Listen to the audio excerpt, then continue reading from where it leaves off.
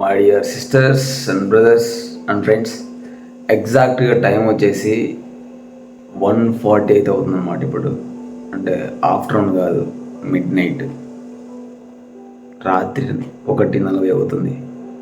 Bro మరి ఏం చేస్తున్నావు ఈ టైం పడుకోకుండా అనేసి అంటే, మార్నింగ్ నుంచి ఆఫీస్లో నుంచి వర్క్ చేసిన కాడ నుంచి వీడియోస్ వస్తున్నాయి యూట్యూబ్లో. గుడ్లవల్లి ఇంజనీరింగ్ కాలేజీలో 300 వీడియోస్ బయటకు వచ్చాయి. ఇలా ఒక అమ్మాయి సీసీ కెమెరా పెట్టింది అనేసి దాన్ని చూస్తున్నా, ఇంట్రెస్టింగ్గా చూస్తున్నా. కానీ ఒక వినేసరికి అసలు మైండ్ షాక్ అనిపించింది, అసలు కొంచెం సిగ్గు అనిపించింది అనమాట. అరే చాలా బాధాకరమైన విషయం. ఒక అమ్మాయి చేసిన తప్పు వల్ల ఇప్పుడు ఏకంగా కోట్ల మంది అమ్మాయిలు భవిష్యత్తు నాశనం అవుతుంది, కేవలం ఒక అమ్మాయి చేసిన తప్పు వల్ల. సో మామూలుగా మనందరికీ ఏం తెలుసు, ఒక అబ్బాయి ఒక అమ్మాయి ప్రేమించుకున్నారు, వాళ్ళిద్దరు రిలేషన్షిప్లో ఉన్నారు.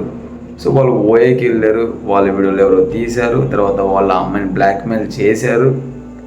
ఆ అమ్మాయి బ్లాక్మెయిల్ చేసరికి ఆ అమ్మాయి ఏం చేయాలో అర్థం కాక, సో వాళ్ళు చెప్పినట్టు ఆ అమ్మాయి చేసిందనమాట. సో ఆ అమ్మాయి వాళ్ళు ఏం చెప్పారు, కొన్ని కెమెరాస్ తీసుకెళ్ళి, సో ఆ గుడ్లవల్లి ఇంజనీరింగ్ గర్ల్స్ హాస్టల్లో ఆ కెమెరాస్ పెట్టి చేయమనేసరికి ఆ అమ్మాయి అలా చేసింది అనేసి అందరూ అలా అంటున్నారు.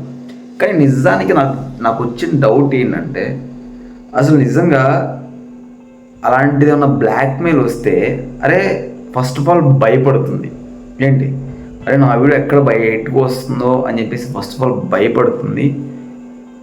నెక్స్ట్ ఏంటంటే, ఎవరికి చెప్పుకోకుండా తనకు తానే ఉండి సూసైడ్ అనేది చేసుకోవాలి. ఓకే, అండ్ నెక్స్ట్ వచ్చేసి ఇలా డేర్గా అయితే చేయదనమాట.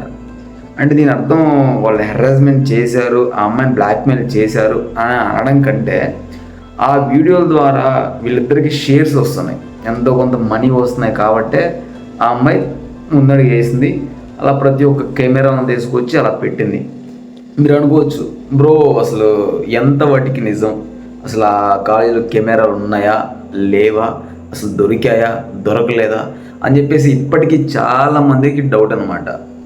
అసలు ఏ కెమెరా దొరకకపోతే అమ్మాయిలందరూ కలిసి అంతమంది వీ వాంట్ జస్టిస్ అని చెప్పేసి ఎందుకు ఇలా ర్యాలీలు చేస్తూ ఉంటారు?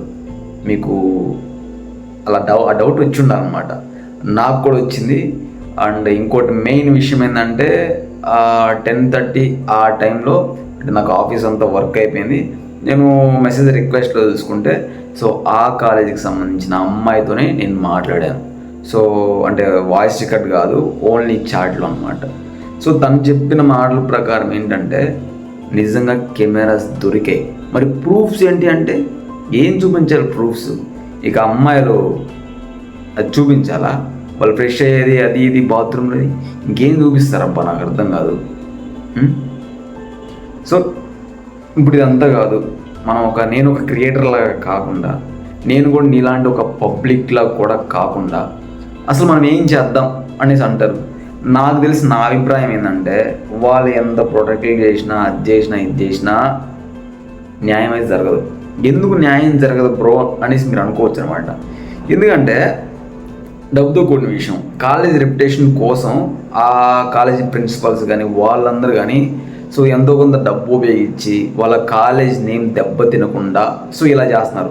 దానికి సంబంధించిన కొన్ని వీడియోలు కూడా ఉన్నాయి అన్నమాట. ఎందుకంటే అది ఇంకా పబ్లిక్ అవుతుంటే ఆ కాలేజ్ యాజమాన్యమే, మేనేజ్మెంటే దాన్ని ఇంకా సరే మేము జాగ్రత్తగా చూసుకుంటాం అనేసి చెప్పాల్సిన పోయి, సో ఎవరైతే స్ప్రెడ్ చేస్తున్నారో వాళ్ళని కొట్టడానికి చూస్తున్నారు. కొంతమందిని అయితే కొట్టారు కూడా.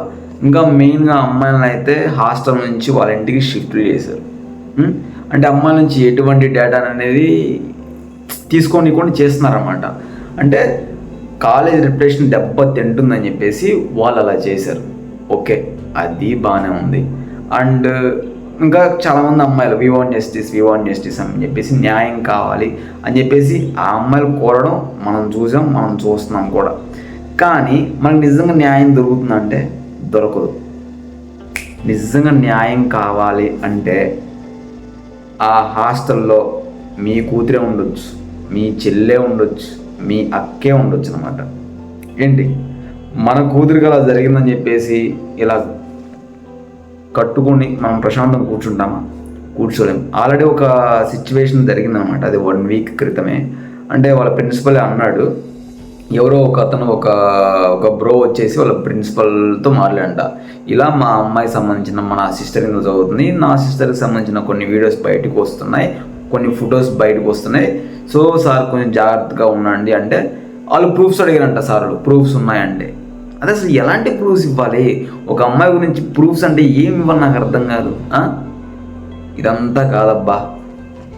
ప్రతి ఒక్క సిస్టర్స్ నేను చెప్పేది ఏంటంటే, సో ఆ కాలేజీలో చదివే సిస్టర్లు అయినా ఇంక ఎవరైనా సరే, సో నిజమేంటో మీకు మాత్రమే తెలుసు. ఎందుకంటే అక్కడ మేనేజ్మెంట్ కానీ వాళ్ళు ఎలా బిహేవ్ చేస్తున్నారా ఏంటి అని చెప్పేసి కేవలం మీకే నిజం తెలుసు. దీన్ని ఇంతటితో వదిలేద్దాం ఏంటి, ఆ ప్రభుత్వం వాళ్ళే చూసుకుంటారు ఆ అబ్బాయిని ఆ అమ్మాయిని అనేసి అనుకుంటే అస్సలు అది అయ్యే పని కాదనమాట. మనం వీడియోలు చూస్తూ ఉన్నాం, అసలు ఆ అమ్మాయికి కొంచెం కూడా రిగ్రెట్ ఫీలింగ్ లేదు. ఇంకా ఏంటంటే నాతో ఆ కాలేజ్ అమ్మాయి చెప్పిన విషయం ప్రకారం ఏంటంటే, ఆ అమ్మాయిని ఒక లైక్ ప్రిన్సెస్ లాగా ట్రీట్ చేస్తున్నారంట. అంటే ఒక వీడియో కూడా లీక్ అయింది, సో ఒకసారి నేను ఇక్కడ ప్లే చేస్తాను, మీరే చూడండి. సో ఆ విధంగా అయితే ఆ కాలేజ్ వాళ్ళు ఆ అమ్మాయిని ట్రీట్ చేస్తున్నారు. ఆ అమ్మాయికి సెక్యూరిటీ గార్డ్లా, ఆ అమ్మాయి ఒక సెలబ్రిటీ లాగా ఆ అమ్మాయిని ట్రీట్ చేస్తున్నారు. ఇన్వెస్టిగేషన్ చేసే కొద్దీ మార్పులు వస్తూ ఉంటాయి. ఇది ఫేక్ అని చెప్పేసి కొట్టివేతేస్తారు, ఇదే నిజం. సో మీరు చేయాల్సింది ఏంటంటే, మనం చేయాల్సింది ఏంటంటే, మన సిస్టర్ లైఫ్ బాగుండాలి అంటే ప్రతి ఒక్కరూ అలా ఇంట్లో కూర్చొని అలా వీడియోస్ చూస్తూ ఉండకుండా, సో ఎలాగో కాలేజీకి బ్యాడ్ నేమ్ వచ్చింది, వాళ్ళు బ్యాడ్ నేమ్ కప్పిపుచ్చడానికి దాన్ని ఫేక్ అని చెప్పేసి స్ప్రెడ్ చేయడం మనం చూసాము. నేను మళ్ళీ ప్రత్యేకంగా దాని గురించి చెప్పాల్సిన అవసరం లేదనమాట. ఎవ్రీ ఫాదర్, వాళ్ళ సన్ కానీ ఎవరున్నా సరే అర్జెంటుగా వెళ్ళేసి ఆ కాలేజీని బ్యాన్ చేయండి. సో ఎవడైతే అడ్డొస్తాడో వేసి పడేయండి, అదనమాట. సో పోలీసు వాళ్ళు వీళ్ళు అంటారా, వాళ్ళ వల్ల ఏం కాదబ్బా, ఎవరి వల్ల ఏం కాదు. అరే ఒక అబ్బాయి ఒప్పుకున్నాడు, మేమే కెమెరాస్ పెట్టాము ఇది చేసామని చెప్పేసి, ఒక అమ్మాయి కూడా ఒప్పుకుంది మేమే ఇది చేసాం అని చెప్పేసి, ఇంకా వాళ్ళ మీద ఇంకా సీరియస్ అయ్యి దాని గురించి మాట్లాడటం మానేసి, అరే ఆ అమ్మాయిని ఒక ప్రిన్సెస్ లైక్ లాగా ట్రీట్ చేస్తారంటే నాకు అర్థం కాదు. అరే అక్కడ కొంతమంది కోట్ల మంది అమ్మాయిలు ఉన్నారబ్బా, 300 వీడియోలు అంటే మామూలు విషయమా? బయటకు వస్తే అంటే వాళ్ళకి ఎంత మనీ వచ్చిందో ఎంత తీసుకున్నది ఎంత సెకండరీ, కానీ వాళ్ళ భవిష్యత్తు ఏంటి? ఇలా వేరే అమ్మాయికి జరిగింది కాబట్టి నువ్వు ఇంత కూల్గా ఉన్నావు, అదే మన అక్కకో మన చెల్లి జరిగితే సో ఇలా అస్సలు ఉండవు అనమాట. నేను చెప్పేది ఏంటంటే, ఈ కాలేజీకి బ్యాడ్ నేమ్ ఎలాగో వచ్చేసింది, సో ఇక మన అమ్మాయిలు మన సిస్టర్స్ ఆ కాలేజీలో చదవడం దండగా, మనకు పంపించడం కుదరదు. అలా అని చెప్పేసి మనం ఇంట్లో పెట్టుకుంటామా? ఈ గవర్నమెంట్ ఏంటంటే, ప్రతి ఒక్క ఈ గవర్నమెంట్ మా సిస్టర్స్కి హెల్ప్ చేయండి, ఇంకో కాలేజ్ జాయిన్ అవ్వడానికి హెల్ప్ చేయండి, ఓకే? ఆ కాలేజీ మాత్రం మాకు వద్దు, అంతే, బ్యానడ్ అయిపోవాలంతే. సో దీనికి సంబంధించింది ఆ కాలేజీని ఏం చేద్దాం, ఆ కాలేజీ మేనేజ్మెంట్ని ఏం చేద్దాం. సో అసలు మెయిన్ ఎంత జరిగినా కూడా ఆ అమ్మాయి ఎంత ఇర్రెక్లెస్గా ఉందో చూసారా? సో ఆ అమ్మాయిని ఏం చేద్దాం, అసలు మెయిన్ వాడిని ఏం చేద్దాం అనే దాని గురించి మీరేమంటారు కింద కామెంట్ బాక్స్లో కామెంట్ చేయండి. సో ఫస్ట్ ఆఫ్ ఆల్ మాత్రం రేపే దిగండి అందరు, ఎవ్రీ పేరెంట్స్ ఆ కాలేజ్ దగ్గరికి వచ్చేయండి. ఎందుకంటే బయట వాళ్ళు ఎవరు వచ్చినా సరే ఆ కాలేజ్ మేనేజ్మెంట్ వాళ్ళు కొట్లాడుతారు, బొమ్మని చెప్పేసి అది ఇది గొడవలు ఆడుతూ ఉంటారు అనమాట. సో డైరెక్ట్ మేనేజ్మెంట్కి పడాలి అంటే మీరే దిగాలి రంగంలోకి, మీరు దిగితేనే అదంతా సాల్వ్ అయింది. సో ఇది విషయం. So my dear sisters, be careful. నేను చెప్పేది ఏంటంటే కొంచెం జాగ్రత్తగా ఉన్నామ్మా, రోజులు అస్సలు బాగాలేవు. సో ఒకవేళ ఏదైనా ఇదైతే ఇలా వీడియోలు చేసి వైరల్ అయ్యి దాన్ని పెద్ద ఇది చేయటం తప్ప ఇంకేం చేయట్లేదు. జస్టిస్ రాదు, మనమే జస్టిస్ తెచ్చుకోవాలి. ఇలా కూర్చుంటూ ఉంటే రాదు, మనమే దిగి 300 అమ్మాయిలు ఉంటారేమో మ్యాక్సిమం చెప్తున్నా, అంటే నాకు తెలియదు అక్కడ ఎంతమంది ఉన్నారు. సో ఒక 300 అమ్మాయిల మంది ఉన్నారంటే సో దగ్గర దగ్గర అక్కడ కానీ వాళ్ళ పేరెంట్స్ అందరు కానీ ఏకమయ్యారంటే ఆ కాలేజ్ బ్యాన్ అయిపోద్ది. ఎందుకు ఆ కాలేజ్ బ్యాన్ చేయాలంటే ఎందుకంటే ఆ మేనేజ్మెంట్ కవర్ చేస్తుంది అబ్బా, ఆ మేనేజ్మెంట్ కవర్ చేస్తుంది. ఇంకెందుకు అక్కడ ప్రతి ఒక్క తల్లిదండ్రులు ఈ టైంలో ఏం చేయాలంటే, సో మీ పిల్లల్ని అడగండి అసలు అక్కడ ఎలా ఉంది ఏంటని చెప్పేసి ఎవ్రీ సిచ్యువేషన్ తెలుసుకొని రంగంలోకి దిగండి. Thank you. జై హింద్.